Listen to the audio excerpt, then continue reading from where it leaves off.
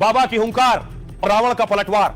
सबसे पहले एक बाबा से आपको मिलवाऊं जिनको दुनिया बाबा के नाम से जानती है। योगी आदित्यनाथ आज बिहार के रैया में थे, प्रचार कर रहे थे और आई लव यू योगी के नारे लग रहे थे। अब दूसरे बाबा की बात, जो बाबा हिंदू राष्ट्र के लिए सड़कों पर है, धीरेन्द्र शास्त्री को देख रहे हैं। रात का वक्त है और हजारों की भीड़ उनके साथ चल रही है हिंदू राष्ट्र के लिए पदयात्रा। एक तरफ बाबा बागेश्वर पदयात्रा कर रहे हैं, हिंदुओं को जोड़ने के लिए मुस्लिम भी बाबा बागेश्वर की पदयात्रा में शामिल हो रहे हैं। दूसरी तरफ बाबा बागेश्वर अपनी यात्रा में शपथ दिला रहे हैं और उनकी यात्रा में बुलडोजर नजर आ रहे हैं।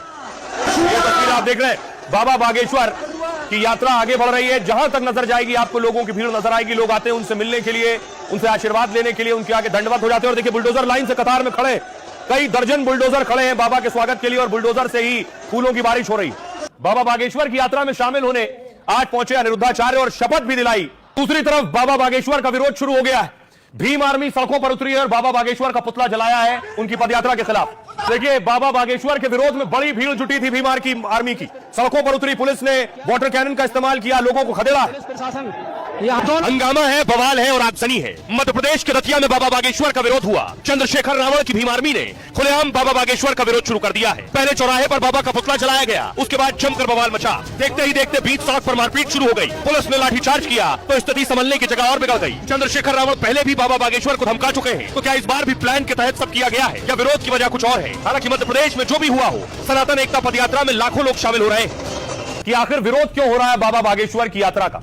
बाबा बागेश्वर दिल्ली से वृंदावन तक यात्रा निकाल रहे हैं, लेकिन मध्य प्रदेश के दतिया में धीरेन्द्र शास्त्री का विरोध हुआ क्योंकि बाबा बागेश्वर जातिवाद से ऊपर उठने की बात कर रहे हैं। भीम आर्मी इसे अपने विरोध के तौर पर देखता है। इसी वजह से भीम आर्मी ने विरोध मार्च निकाला और चौराहे पर बाबा बागेश्वर का पुतला जलाया। हिंदू संगठन लगातार हिंदुत्व के पक्ष में खड़े हैं, सनातन एकता यात्रा का समर्थन कर रहे हैं। ऐसे में बाबा का पुतला जलाने के बाद हिंदू संगठन भड़क गए और फिर दोनों पक्षों में झड़प हुई और पथराव भी हुआ। झड़प में कई लोग घायल हो गए हैं। फिर पुलिस ने लाठीचार्ज किया, पुलिस ने प्रदर्शनकारियों को लठियाया है। इसके बाद आरोपियों को हिरासत में भी लिया गया, लेकिन थाने से लौटते वक्त फिर दोनों पक्ष आपस में भिड़ गए। भीम आर्मी अब भी बाबा बागेश्वर का विरोध कर रही है। ऐसे में स्थिति न बिगड़े इसलिए भारी पुलिस बल की तैनाती की गई है।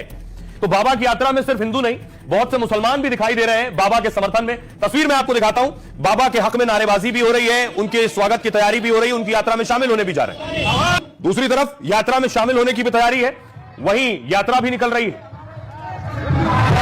अब देखिए जरा, बाबा बागेश्वर की सनातन एकता यात्रा में सिर्फ हिंदू ही नहीं है, भारी संख्या में मुसलमान भी शामिल हो रहे हैं। कुछ लोग दिल्ली से ही बाबा के साथ पदयात्रा में शामिल हैं। 500 से ज्यादा मुसलमान शुरू से इस यात्रा से जुड़ गए। वहीं कुछ लोग उत्तर प्रदेश के अलग अलग हिस्सों से भी जुड़ रहे हैं। आज मुजफ्फरनगर से कई मुसलमान रवाना हुए और बाबा बागेश्वर की यात्रा में शामिल होने के लिए निकले। पसमानदा मुस्लिम संगठन इस यात्रा का समर्थन कर रहा है और बाबा के साथ वृंदावन तक यात्रा में जुड़ रहा है। दरअसल बाबा बागेश्वर ने पहले भी यह बात कही थी कि यह पद यात्रा मुसलमानों के खिलाफ नहीं, बल्कि इसका मकसद हिंदुओं को एक करना है, जो समाज में जाति वर्ग के नाम पर बटा हुआ है। धीरेन्द्र शास्त्री ने कहा कि जब तक देशवासी बटे रहेंगे तब तक देश अखंड और मजबूत नहीं हो सकता है। सबसे पहले देखिए, मौलाना साजिद रशीदी कह रहे हैं यह धार्मिक नहीं, राजनीतिक पदयात्रा है। देश में सिमी जैसे संगठन को बैन किया क्योंकि वो इस्लामिक राष्ट्र की मांग कर रहे थे, लेकिन इनके खिलाफ कुछ नहीं हो रहा है, यह कहना है साजिद रशीदी का। सपा नेता एसटी हसन कह रहे हैं उसी दिशा में बाबा बागेश्वर भी चल रहे हैं। उन्हें लग रहा है कि यह सब करके राजनीतिक पद मिल जाएगा उन्हें, लेकिन बाबा बागेश्वर योगी का मुकाबला नहीं कर पाएंगे।